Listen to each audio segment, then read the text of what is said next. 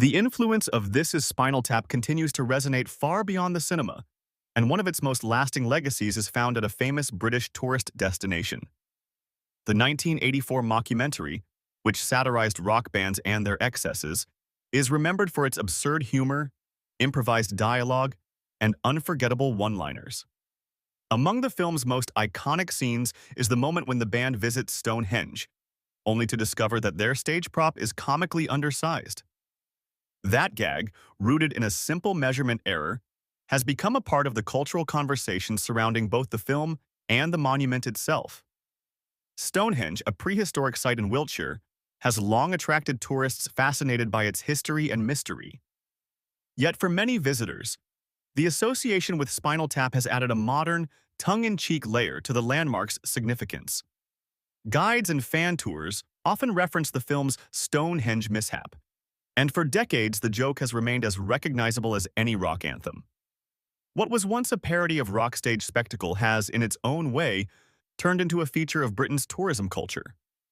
The legacy is evident in small but telling ways. Merchandising tied to Stonehenge occasionally plays on the famous Spinal Tap scene.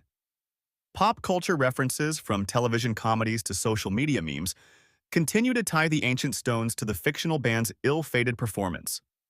Even some visitors, unaware of the film, find themselves introduced to it when fellow tourists recall the gag. The mix of genuine heritage and mockumentary humor has created an unusual cultural overlap. The endurance of this connection reflects the lasting popularity of Spinal Tap. Though released more than 40 years ago, the film has never left the conversation about music, comedy, and satire. Its famous catchphrases, including "up to 11, are still widely quoted. The Stonehenge scene in particular has become shorthand for grand ideas undone by small mistakes.